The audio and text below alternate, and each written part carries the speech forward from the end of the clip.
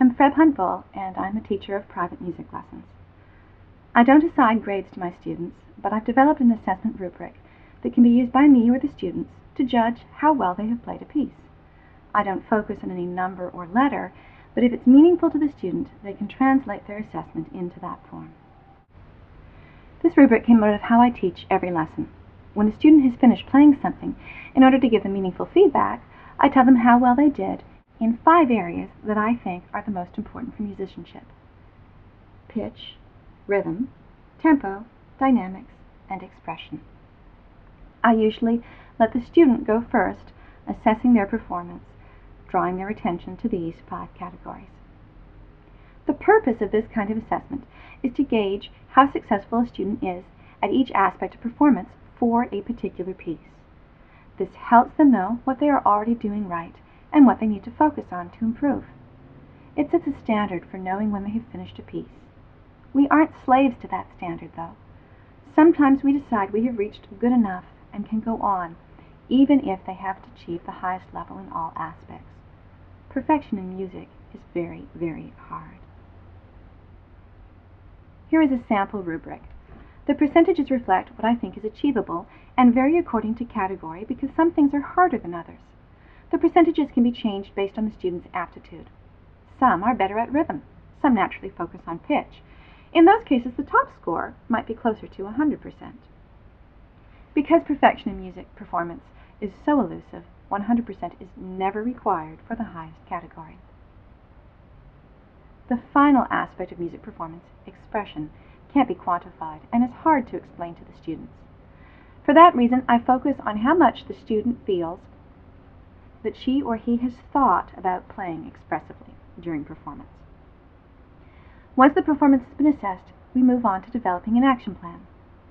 The point of assessment in music lessons is always to acknowledge what the student can do and plan how to improve. My private lesson students tend to fixate on the first category, accurate pitch.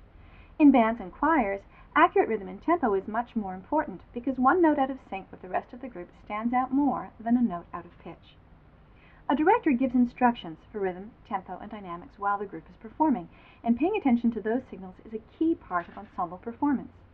Expression matters a great deal in solo public performance, but should be downplayed in a choral setting. In other words, the weights change depending on circumstances. I encourage my students to think about all categories as equally necessary for bringing the piece to completion. The order in which these aspects of performance appear on the rubric does indicate the order in which I think we should focus on them. The weight given to each category is reflected not in the grade, but in how much time we give to each performance aspect, which can change from piece to piece and student to student. I teach music on a competency basis. When a student has demonstrated an acceptable level of performance in all or most categories, she or he can move on to a new piece. Ideally, the performance will be at the highest level in at least the first 3 categories. Mastery is preferable to competency. In practice, students get frustrated if they feel we are spending too many weeks on a piece without them reaching the highest level, and I use my judgment about when we have reached good enough competence. Judging rhythm, for example, isn't cut and dried. How accurate is accurate? I don't expect my students to be human metronomes. When a student has completed a piece, we move on to a new one that introduces a new skill or a higher level of achievement. Their music books present pieces that get gradually harder, and when we move on to a new book, the students can feel that they have passed to the next grade. There is no timetable for this. Every student is different.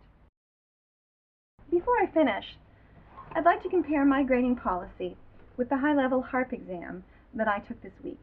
I was scored for several tests I performed, including pieces, scales, and ear tests.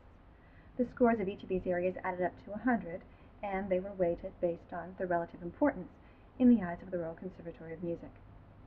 Overall, 60 is a pass, 70 and up is honors, 80 and up is high honors, and 90 and up is with distinction. The Royal Conservatory has high standards, but they realize that expecting an error-free performance is unrealistic. Making 70 the equivalent of a B expresses just how hard these standards are. In my own performances, I tend to grade myself on a more descriptive scale, where the ideal is always perfection, but the acceptable scale runs from didn't suck, through competent, to no one noticed my mistakes. For me, the most successful performance is one of which I am proud. My rubric percentages could just as easily be labeled in this way, and a holistic score is generally more meaningful to my students and to me. What any musician wants to hear is that she sounded good. The purpose of this scoring system is to help a student understand the steps to sounding good.